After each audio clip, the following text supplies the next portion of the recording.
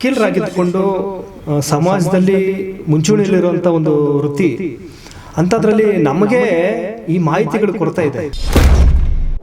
ಇಲ್ಲಿ GBI ಇಂದ ಮಾಹಿತಿಗಳು ಕೊರತೆ ಇದೆ. 9 ವಾರ್ಡ್ಗಳಂತಲ್ಲಿ ಡಿಸೈಡ್ ಆಗಿತ್ತು ಚಾಮರಾಜಪೇಟೆ ಕಾನ್ಸ್ಟಿಟ್ಯೂನ್ಸಿಯಿಂದ. ಅದರಲ್ಲಿ Chelavadipalya schedule caste women, Chelavadipalya women schedule caste ಅವರು ಯಾರು ಬೇಕಾದ್ರೂ ನಿಲ್ಬೋದಾಗಿತ್ತು. ಬರೀ ಮಹಿಳೆಯರಿಗೋಸ್ಕರ ಮೀಸಲಿದ್ದಂಥ ಒಂದು ವಾರ್ಡ್ ಅದು. ಮತ್ತು ಇನ್ನೊಂದು IPD ಸಾಲಪ್ಪ ವಾರ್ಡ್, ಅದರಲ್ಲೂ ಕೂಡ ಶೆಡ್ಯೂಲ್ ಕಾಸ್ಟ್ ವಿಮೆನ್ನು, ಅದರಲ್ಲಿ ಯಾರು ಬೇಕಾದ್ರೂ ನಿಲ್ಬೋದಾಗಿತ್ತು. 101 ಜಾತಿಗಳಲ್ಲಿ ವಿಮೆನ್ ಯಾರು ಬೇಕಾದ್ರೂ ನಿಲ್ಬೋದಾಗಿತ್ತು. ಮಹಿಳಾ ಕ್ಷೇತ್ರ ಅದು IPD ಸಾಲಪ್ಪ ಬಡಾವಣೆ. ಮತ್ತು JJR Nagar backward class A women, ಅಲ್ಲಿ ಬ್ಯಾಕ್ವರ್ಡ್ಸ್ ಯಾರು ಬೇಕಾದ್ರೂ ನಿಲ್ಬೋದು. ಈಗ ಸದ್ಯಕ್ಕೆ ಯಾರು ಅಲ್ಪಸಂಖ್ಯಾತ ಬಂಧುಗಳು ಅವರು ಬೇಕಾದ್ರೆ ನಿಲ್ಬೋದು. ಮತ್ತು ಬ್ಯಾಕ್ವರ್ಡ್ಸ್ ಯಾರು ಬೇಕಾದ್ರೂ ನಿಲ್ಬೋದು. ಮತ್ತು ಅದರಲ್ಲಿ ಇನ್ನೊಂದು ಓಲ್ಡ್ಗುಡದಳ್ಳಿ ಜನರಲ್ ವಿಮೆನ್ ಯಾರು ಬೇಕಾದ್ರೂ ನಿಲ್ಬೋದು. SC ನಿಲ್ಬೋದು, ಕುರುಬರು ನಿಲ್ಬೋದು, ಗೌಡ್ರು ನಿಲ್ಬೋದು, ಯಾರು ಬೇಕಾದ್ರೂ ನಿಲ್ಬೋದು, ಬ್ರಾಹ್ಮಣರು ನಿಲ್ಬೋದು, ಯಾರು ಬೇಕಾದ್ರೂ ನಿಲ್ಬೋದು. ಸದ್ಯಕ್ಕೆ ಈ ಕ್ಷೇತ್ರದಲ್ಲಿ ಯಾರು ಬ್ರಾಹ್ಮಣರಿಲ್ಲ ಅಂತ ಅಂದ್ಕೊಳ್ತೀನಿ. ಬರೀ ಹಿಂದುಳಿದವರು, ದಲಿತರು, ಅಲ್ಪಸಂಖ್ಯಾತರು ಮಾತ್ರ ಇದ್ದಾರೆ ಅಂಥೇಳಿ ನಾನು ಅಂದ್ಕೊಂಡಿದ್ದೀನಿ. ಅದು ಸತ್ಯ ಕೂಡ ಆಗಿರುತ್ತೆ. ಮತ್ತು ಇದರಲ್ಲಿ ಈ ಹಿಂದೆ ಅನೌನ್ಸ್ ಆಗಿದ್ದಂಥದ್ದು 9 ವಾರ್ಡ್ಗಳು. ಯಾವುದು ದೇವರಾಜಸ್ ward, Chamarajpet, KR market, Chelavadipalya, IPD Salappa ward, Azad Nagar, Kasturba Nagar, JJR Nagar, old Guddadahalli, ಇಷ್ಟು 9 ವಾರ್ಡ್ಗಳು ನಿಗದಿಯಾಗಿದ್ದಂಥದ್ದು.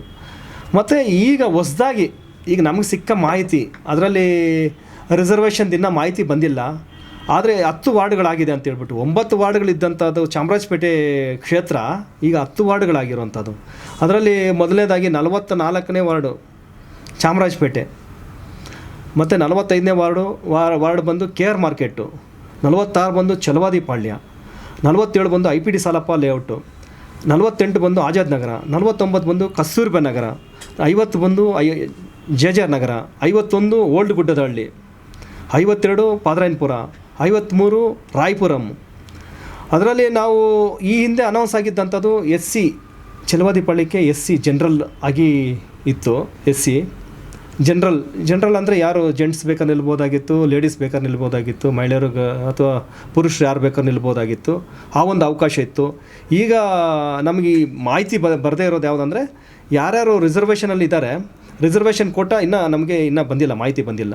ಬಟ್ ಈ ಹಿಂದೆ ಅನೌನ್ಸ್ ಆಗಿದ್ದಂಥದ್ದು ಇಷ್ಟು ಮಾತ್ರ, ಅದನ್ನು ಡಿಸ್ಕಸ್ ಮಾಡ್ತಾಯಿದ್ವಿ. ಮತ್ತು IPD ಸಾಲಪ್ಪ ಬಡಾವಣೆ SC ವಿಮೆನ್, ಅದರಲ್ಲಿ ಮಹಿಳೆಯರು, ಮತ್ತು ಮಹಿಳಾ ಕ್ಷೇತ್ರ ಅದು, ಮತ್ತು JJR ನಗರ BC, ಮತ್ತು ಇನ್ನೊಂದು ರಾಯಪುರಂ SC ವಿಮೆನ್ನು. ಈ ಚಾಮರಾಜಪೇಟೆ ಕ್ಷೇತ್ರದಲ್ಲಿ SC ಪರಿಶಿಷ್ಟ ಜಾತಿಗೆ ಸೇರಿದಂಥ ಒಬ್ಬ ಮಹಿಳೆಯರಿಗೆ 1-2 ಅವಕಾಶಗಳಿದೆ ಇದರಲ್ಲಿ. ಮತ್ತು ಅದರಲ್ಲಿ ಬೇಕಾದ್ರೆ ಜನರಲ್ ಆಗಿ ಬೇಕಾದ್ರೆ ಅವರವರ ಇಷ್ಟಾನುಸಾರ ನಿಲ್ಲೋಕ್ಕೆ ಅವಕಾಶಗಳಿದೆ ಸಾಂವಿಧಾನಿಕವಾಗಿ. ಉಳಿಕೆ ಈಗ 10 ವಾರ್ಡ್ಗಳು ಮಾತ್ರ ಚಾಮರಾಜಪೇಟೆ ಕ್ಷೇತ್ರದಲ್ಲಿ ನಿಗದಿಯಾಗಿರುವಂಥದ್ದು. ಮತ್ತು ಅದರಲ್ಲಿ ಯಾವುದಾದ್ರು ರಿಸರ್ವೇಷನ್ ಅಂತೇಳಿ ನಮಗಿನ್ನ ಪೂರ್ತಿ ಮಾಹಿತಿ ಬಂದಿಲ್ಲ. ಪೂರ್ತಿ ಮಾಹಿತಿ ಬಂದ ತಕ್ಷಣ ಮತ್ತೊಂದು ವಿಡಿಯೋ ಮುಖಾಂತರ ಮತ್ತೆ ನಿಮ್ಮನ್ನು ಸಂಪರ್ಕಿಸ್ತೀವಿ. ಜೈ ಭೀಮ್. ಈಗ ನಿಮಗೆ ಇದರಲ್ಲಿ ಇದ್ರ ಬಗ್ಗೆ ತಿಳುವಳಿಕೆ ಏನಾದರೂ ಕೊಟ್ರಾ? ಅಂದರೆ ಈಗ ಈ ವಾರ್ಡು ಡಿಲಿಮಿಟೇಷನ್ ಮಾಡ್ತಿರೋದು, ಜನಸಂಖ್ಯೆ ಮತ್ತು ಎಲ್ಲಿ ಕಟ್ ಮಾಡ್ತಾ ಇದ್ದೀವಿ ಅನ್ನೋದ್ರ ಬಗ್ಗೆ ನೀವು ಎಜುಕೇಟೆಡು, ನೀವು ಒಬ್ಬರ ವಕೀಲರಾಗಿದ್ದರೆ ನಿಮಗೇನಾದರೂ ಮಾಹಿತಿಗಳು ಬಂತಾ? ನೋಡಿ ವಕೀಲರಾಗಿದ್ದುಕೊಂಡು ಸಮಾಜದಲ್ಲಿ ಮುಂಚೂಣಿಯಲ್ಲಿರುವಂಥ ಒಂದು ವೃತ್ತಿ ಅಂಥದ್ರಲ್ಲಿ ನಮಗೆ ಈ ಮಾಹಿತಿಗಳು ಕೊರತೆ ಇದೆ. ಇಲ್ಲಿ GBI ಇಂದ ಮಾಹಿತಿಗಳು ಕೊರತೆ ಇದೆ. ಫಾರ್ ಎಕ್ಸಾಂಪಲ್, ಒಂದು ಚೆಲವಾದಿಪಾಳ್ಯ ಅಂಥೇಳಿ ಇದೆ, ಅಥವಾ JJR ನಗರ ಅಂತಿದೆ, ಅಥವಾ ನಮ್ಮ IPD ಸಾಲಪ್ಪ ವಾರ್ಡ್ ಅಂತಿದೆ. IPD ಸಾಲಪ್ಪ ವಾರ್ಡ್ ಅಂತೇಳಿ ಮಾಡಿದ್ದಾರೆ. IPD ಸಾಲಪ್ಪ ಮನೆ ಅದನ್ನು ಗಡಿ ಮಾಡ್ಕೊಂಡಿದ್ದಾರೆ. ಮತ್ತು IPD ಸಾಲಪ್ಪ ಬಡಾವಣೆ ಅಂತಿದೆ. IPD ಸಾಲಪ್ಪ ಬಡಾವಣೆ, IPD Salappa statue, IPD Salappa ಅವರ ಶ್ರಮದಿಂದ ಆದಂಥ ಒಂದು ಏರಿಯಾ, ಮತ್ತು ಮನೆಗಳು ಕಟ್ಕೊಂಡಿರುವಂಥದ್ದು, ಮತ್ತು ಪೌರಕಾರ್ಮಿಕ ಕೆಲಸಗಳು ಸಿಕ್ಕಿರುವಂಥದ್ದು. ಇವತ್ತಿಗೂ ಕೂಡ ಒಬ್ಬರು DC ವರೆಗೂ ಹೋಗಿದ್ದಾರೆ ಅಂದರೆ IPD ಸಾಲಪ್ಪ ಅವರ ಶ್ರಮ. ಈ ಒಂದು ವಾರ್ಡ್ ಬಿಟ್ಟು ಏನು ಮಾಡಿದ್ದಾರೆ, ಒಂದು ಬೇರೆ ವಾರ್ಡ್ನ IPD ಸಾಲಪ್ಪ ಬಡಾವಣೆಗೆ ಹೆಸರಿಟ್ಟಿದ್ದಾರೆ. ಇದು ಇದು ಅವೈಜ್ಞಾನಿಕ ಅಂತೇಳಿ ನಾನು ಈ ಹಿಂದೆನೂ ಹೇಳಿದ್ದೆ, ಈಗಲೂ ಹೇಳ್ತಾ ಇದ್ದೀನಿ ಅವೈಜ್ಞಾನಿಕ ಅಂತೇಳ್ಬಿಟ್ಟು. ಮತ್ತು ಗಡಿಗಳು ಎಲ್ಲೆಲ್ಲಿ ಸೂಚಿಸಿದ್ದಾರೆ, ಎಲ್ಲೆಲ್ಲಿ ಗಡಿಗಳು ಹದ್ದುಬಸ್ತು ಮಾಡಿದ್ದಾರೆ ಅಂತೇಳ್ಬಿಟ್ಟು ಸರಿಯಾದ ಮಾಹಿತಿ ಈ ವಾರ್ಡ್ ಜನರಿಗೆ ಕ್ಲಿಯರಾಗಿ ಯಾರಿಗೂ ಕೂಡ ಸರಿಯಾಗಿ ಗೊತ್ತಿಲ್ಲ. ಅದು ಮಾಹಿತಿ ಕೂಡ GB ಅವರು ಕೊಡ್ತಾ ಇಲ್ಲ, ಮತ್ತು ಸಂಬಂಧಿಸಿದ ಜನಪ್ರತಿನಿಧಿಗಳು ಕೊಡ್ತಾ ಇಲ್ಲ, ಯಾರೂ ಕೂಡ ನಮಗೆ ಮಾಹಿತಿ ಕೊಡ್ತಾ ಇಲ್ಲ. ಅದು ಏನಕ್ಕೆ ಅದನ್ನು ಗುಟ್ಟಾಗಿಟ್ಟಿದ್ದಾರೆ, ಗೌಪ್ಯವಾಗಿಟ್ಟಿದ್ದಾರೆ ಅಂತೇಳಿ ಈವರೆಗೂ ಜನತೆಗೆ ಗೊತ್ತೇ ಆಗ್ತಿಲ್ಲ. ಅದು ಆ ಗುಟ್ಟು ಬಿಟ್ಟು ಅದನ್ನು ರಟ್ಟು ಮಾಡಬೇಕು.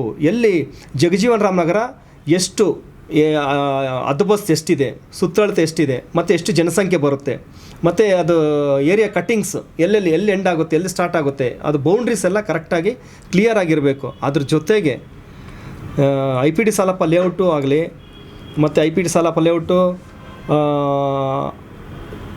JJR ನಗರ, ರಾಯ್ಪುರಮ್ಮು, ಛಲವಾದಿಪಾಳ್ಯ, ಇವೇ ಅಲ್ಲ ಈ ಎಲ್ಲ ಹೆಸರುಗಳು ಯಾವುದು ಎಲ್ಲ ವಾರ್ಡ್ಗಳು ಕೂಡ ಹದ್ದುಬಸ್ಸುಗಳು ಕರೆಕ್ಟಾಗಿರಬೇಕಾಗಿದೆ, ಮತ್ತು ಬೌಂಡ್ರೀಸ್ ಕರೆಕ್ಟಾಗಿರಬೇಕಾಗಿದೆ, ಮತ್ತು ಎಲ್ಲೆಲ್ಲಿ ಸ್ಟಾರ್ಟ್ ಆಗುತ್ತೆ, ಎಲ್ಲೆಲ್ಲಿ ಎಂಡ್ ಆಗುತ್ತೆ, ಮತ್ತು ಅಕ್ಕಪಕ್ಕ ಕೋರೆಗಳು ಏನೇನು ಇರುತ್ತೆ ಅದೆಲ್ಲ ಕರೆಕ್ಟಾಗಿ ನಮಗೆ ಮಾಹಿತಿ ಇಲ್ಲ. ಆ ಮಾಹಿತಿ ಕೊರತೆ ಇದೆ. ಮತ್ತು ಸರಿಯಾದ ವೈಜ್ಞಾನಿಕವಾಗಿ ಆಗಿರಬೇಕಾಗಿದೆ. ಒಂದು ವಾರ್ಡ್ ನಿಗದಿ ಆಗಬೇಕಂದ್ರೆ ಒಂದು ಮೈನ್ ರೋಡ್ನ ಒಂದು ಹದ್ದುಬಸ್ತಾಗಿ ಇಟ್ಕೊಂಡಿರ್ತಾರೆ, ಅಥವಾ ಒಂದು ರೈಲ್ವೆ ಕ್ರಾಸ್ ಹದ್ದುಬಸ್ತಾಗಿ ಇಟ್ಕೊಂಡಿರ್ತಾರೆ, ಅಥವಾ ಒಂದು ಕೆರೆ, ಕುಂಟೆ ಅಥವಾ ಬೆಟ್ಟ, ಈ ಥರದ್ದೆಲ್ಲ ಒಂದು ಹದ್ದುಬಸ್ತು ಅಂತೇಳಿ ಒಂದು ನಿಗದಿ ಮಾಡ್ಕೊಂಡಿರ್ತಾರೆ. ಆದರೆ ಇಲ್ಲಿ ಒಂದು ಕೆರೆ ಇಲ್ಲ, ಕುಂಟೆ ಇಲ್ಲ, ರೈಲ್ವೆ ಕ್ರಾಸ್ ಇದೆ, ಮತ್ತು ಮೈನ್ ರೋಡ್ಗಳಿದೆ. ಇಷ್ಟರಲ್ಲಿ ನಾವು ನಿಗದಿ ಮಾಡ್ಕೋಬೋದು. ಇದನ್ನು ಬಿಟ್ಟು ಅವೈಜ್ಞಾನಿಕ ಮಾಡ್ದಂದರೆ ಅದು ಜನರಿಗೆ ಸಮರ್ಪಕವಾಗಿ ತಲುಪಿಸ್ದಂಗೆ ಆಗೋದಿಲ್ಲ. ಅದು ಅವೈಜ್ಞಾನಿಕ ಎಂಬ ಹೆಗ್ಗಳಿಕೆ ತಗೊಳ್ಳುತ್ತೆ.